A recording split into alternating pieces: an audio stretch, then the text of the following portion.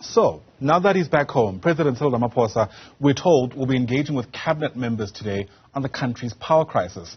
South Africa has been subjected to load shedding for more than, or at least for the past few days, with stage 5 currently in place. Questions, concerns now being raised about the capacity of the Eskom board and its management. And now it seems, remains to be seen what the president's plan is and whether any long-term solutions can come from these engagements. Let's try and make sense of all of this for you now. Bringing Dr. Mosibudi Mangena, who's a former cabinet minister, joining us now via our telephone line. In a moment, we'll also speak to the chairperson of the Mineral Resources and Energy Portfolio Committee. But Dr. Mangena, thanks very much indeed for your time and welcome to the program. I mean, in a stroke of irony, we aren't able to see you today. Grateful to be able to hear from you because you're struck by load shedding.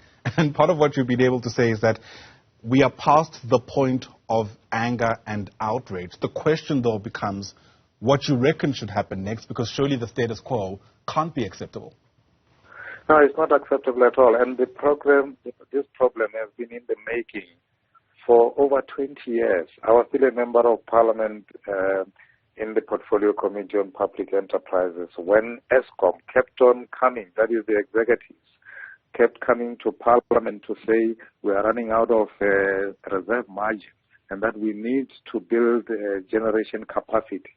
20 years ago, that is around year 2000 and so on, and there's just differing. There is just inertia and nothing is being done for 20 years.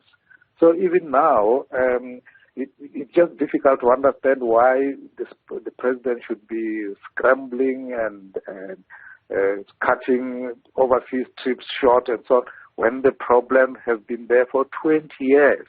Yeah. So we don't expect anything. Sure.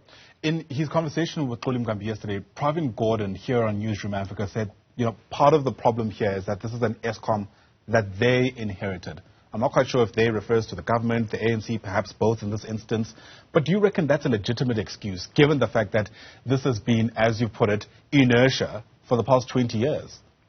Yes, no, it is not something that belongs to one term of government, It is a country problem, and one of the problems is that there is too much short-termism in government. People saying that, well, this is my term for 5 years or so. It doesn't work that way. The same with education. You can't plan education for just 5 years. I'm going to do this for. It is long-term planning. So even with the Eskom, this problem has been in existence for 20 years, and it doesn't matter whether it was Ruel Khoza or it was whoever who was a chairperson of the board at the time. The correct people should have been put in place.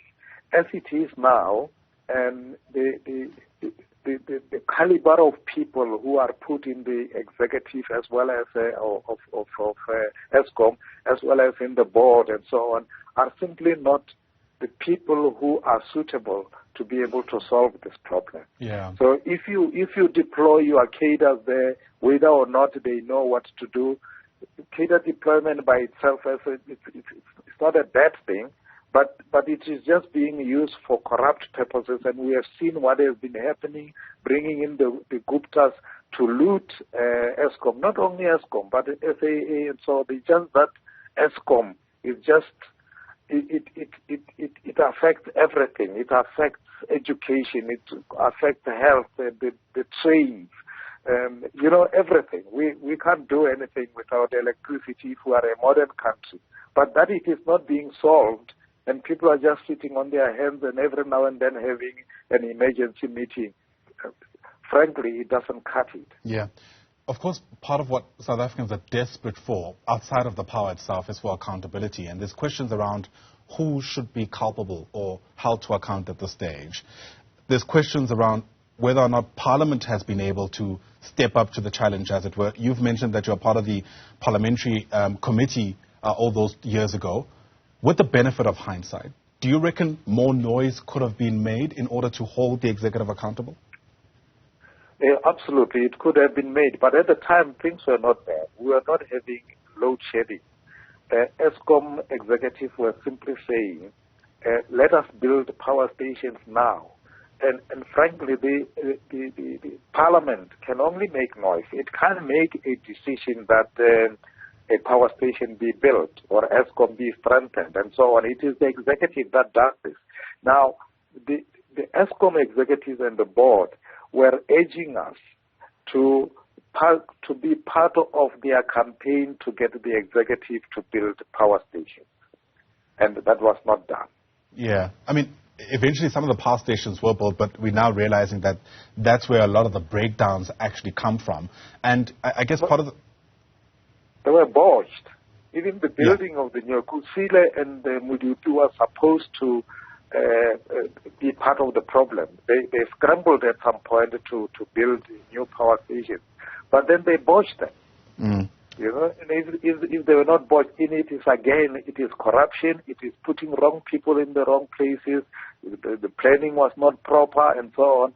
So here we are. We've got new power stations. Even if you say now, let us build new power stations, and we'll have them 5 years from now. If the people who are planning and building those power stations are not the right people, they will be botched too. They will be bungled, and so we're back to square one. Yeah. So it's a terrible situation. It is embarrassing. I don't know whether we can stand tall, and everybody in the world must be laughing at us. You know. Absolutely. The reports this morning, I think it's the Business Day, that's quoting two sources in Cabinet that there actually may very well be changes made to the Eskom board. There are obviously people who support that because they believe that the board itself has failed to deliver. But there's also some of the skeptics among us who are questioning whether or not the musical chairs is going to help. Where do you stand in that debate? Yeah, how many boards have we had? Now, the present chair of the board is a medical scientist. Yeah? Now, this is the electrical engineering space. Yeah? You should be having people who are trained in engineering, not in medicine, you know. And obviously, I mean, if you ask a mechanical engineer to be in charge of a hospital, you are putting a square peg in a round hole. You know? Why don't we just put people in places, in positions because of their competence, their training, because they are on merit? And I'm quite sure that the chairman is a very clever man. But he's not an electricity man. He's a medicine man, you know? Mm. Important questions. Hopefully we'll be able to get the answers, but hopefully, which I reckon is more important, we'll be able to solve the problem. Doctor... Don't hold your breath. Don't hold your breath. On that optimistic note, thanks very much indeed for speaking to us. Dr. Mosibudi Mangena is a former cabinet minister, obviously sat on several portfolio committees in Parliament as well. Certainly not feeling upbeat this morning about where we are and possibly where the solutions ought to be. Nonetheless, thanks very much indeed for weighing in. Now, in a stroke of irony, we were meant to have two guests with this discussion. Both of them were meant to join us via our video link. And ironically, they're both being hit by load shedding. So let's bring in now the chairperson of the Mineral Resources and Energy Portfolio Committee, Sahlulele Luzipo, who also joins us via our telephone line today. So thanks very much for your time. It's great to have you on the program. And again, it's so ironic that you're speaking to us while being load shed about load shedding itself. But part of what we've been able to ascertain, at least as of this morning, is how important Parliament is in preventing the situation from getting worse. Dr. Mangena speaks about this issue around capacity generation in Eskom being ventilated in Parliament by the executives of Eskom about 20 years ago, and nothing was done. The question, I suppose, becomes, what is being done today by Parliament in order to ensure that we don't get deeper into this black hole? Look, good morning to you and the viewers at home. The first thing is that I must make this, that obvious Eskom and the executive authority responsible is the Department of Public Enterprise and the Portfolio Committee that looks at the day-to-day operations of Eskom is the Portfolio Committee on Public Enterprise. And therefore, from where we are sitting, we have not, with regards to Eskom, we have not been able to receive anything that says there is a policy gap that it makes it difficult for them of which that's what energy policy falls. It falls under mineral resources and energy. In this case, what we have received from Eskom is always stories that I hear what you say, but you will recall at some point we had load shedding because the coal was wet. In most cases, we're told it's a particular unit that has dropped. Now, that's a maintenance issue. It's just pure maintenance and management issue. And I think that is where the issue should be located and not be given an advantage. At some point also they were telling us that there are oil syndicates, people who are making more money through the banning of diesel.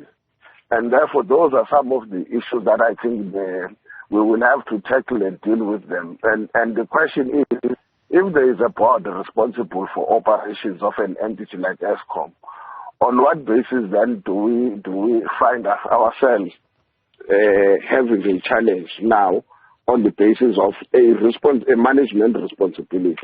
So that is what, for me, I could say at this stage.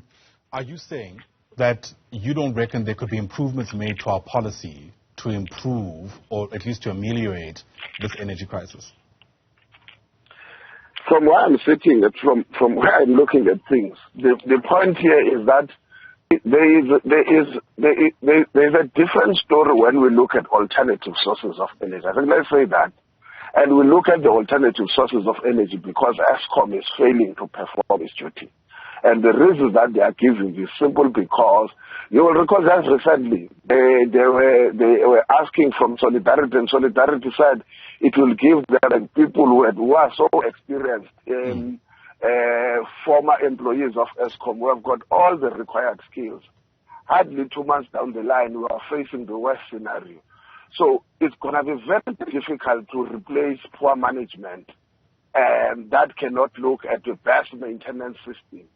So when it comes to Eskom, I still maintain there is nothing that is policy-wise that is a problem. It's either a unit at Arnold at this, or a unit at Kusile, or something at this place. And I'm saying at this day and age, since when we cannot adapt on the fourth industrial revolution that we've pride ourselves of, surely your maintenance tracking system must tell you in the same way in most even vehicles today, they tell you how many kilometers to go. They tell you at what intervals you must go for service. They tell you what are the braking, or what is the problem with your front suspension, whether brakes or what. It can even tell you now when you are going to cause an accident.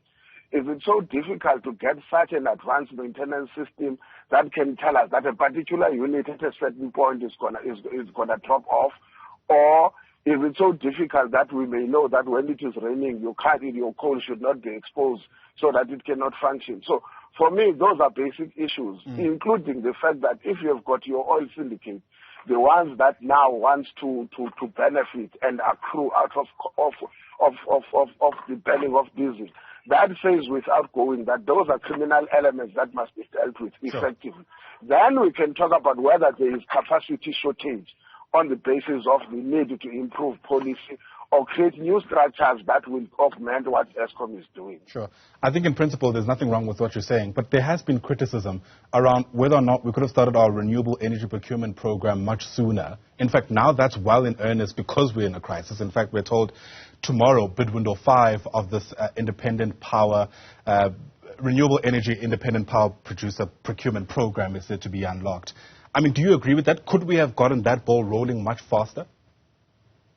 Look, I hope I won't be seen as a populist stance. We must agree that we would have succeeded on the program that seeks to make Eskom irrelevant. Like you say, yes, we have to include to fast track the process of renewable energy as alternative sources of energy, but that should not be seen as an excuse to say it is replacing the failure of performance by Eskom.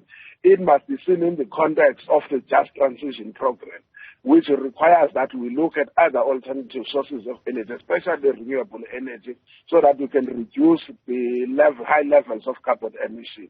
That is, to me, the understanding that we are having. but it doesn't then say Eskom by performance is not failing the country. Interesting insights. Sahlulele Luzipo, thanks very much indeed for speaking to us. He's the chairperson of the Mineral Resources and Energy Portfolio Committee, ironically hit by load shedding this morning, which is why he's also joining us via our telephone line.